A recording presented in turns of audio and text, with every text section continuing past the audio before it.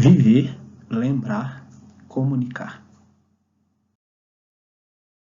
Agora nós vimos que todos nós somos seres individuais, com o nosso jeito de ser, com nossas qualidades, nossas características. E são justamente essas características que nos unem às outras pessoas e nos fazem pertencer a um grupo em comum, que é a humanidade.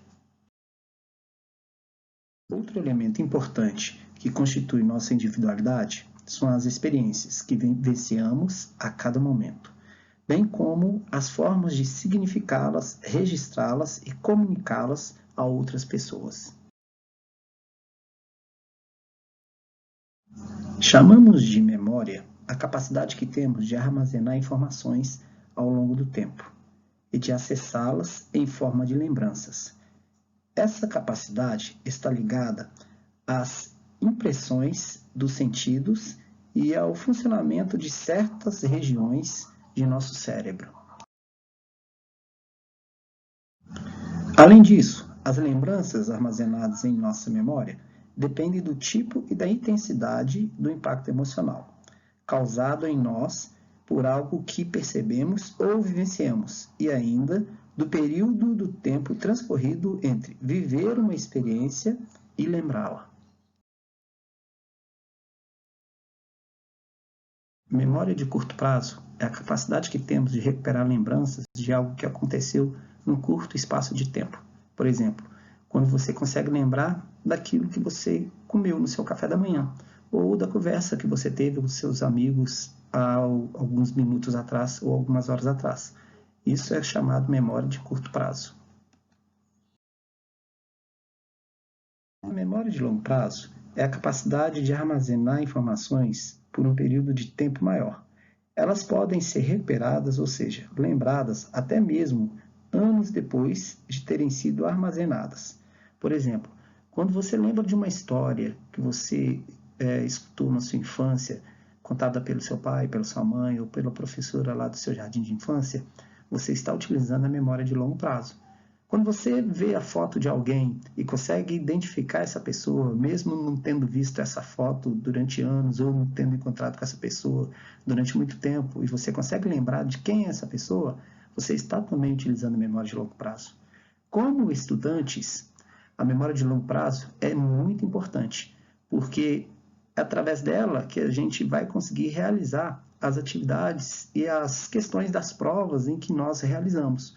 Por isso é importante você estar sempre atento na sala de aula, porque lá você vai aprender a matéria, vai utilizar a memória de curto prazo para aprender a matéria que o professor ensinou, mas logo depois você tem que transformar essa memória de curto prazo em memória de longo prazo. E como é que a gente faz isso?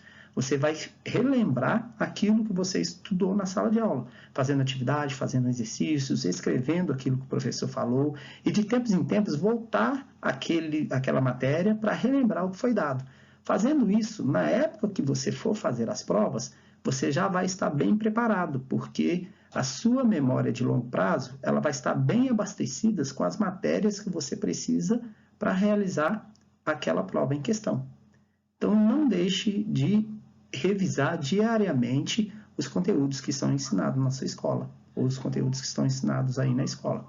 Agora vamos discutir um pouco, na hora de filosofar, sobre as questões da memória.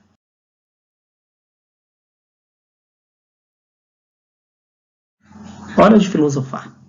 Vamos lá discutir um pouquinho? Então tá, primeira pergunta.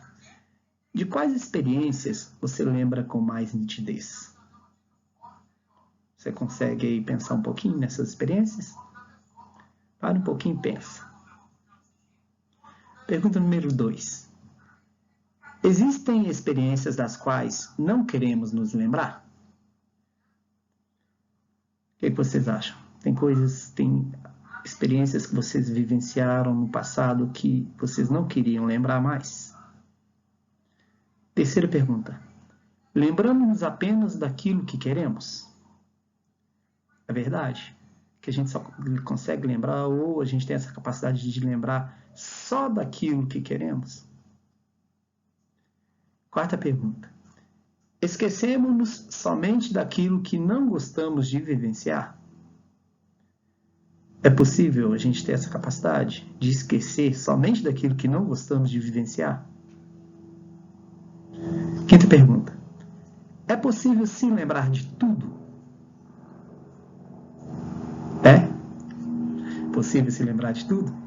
Tem alguns meninos aí na sala que vão falar assim, seria ótimo se eu pudesse lembrar de tudo, que eu só tiraria total nas provas, né? Mas o que vocês acham? Sexta pergunta. Qual é a influência das emoções no registro de informações na memória? As emoções, elas atrapalham ou elas ajudam a armazenar informações? O que vocês acham? Pensei sobre isso. E a última, se você perdesse a memória, deixaria de ser você?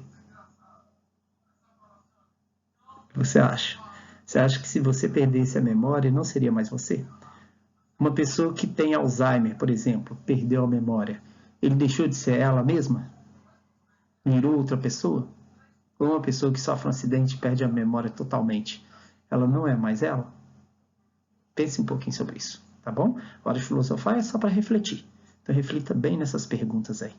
Um abraço a todos, tenha uma semana abençoada.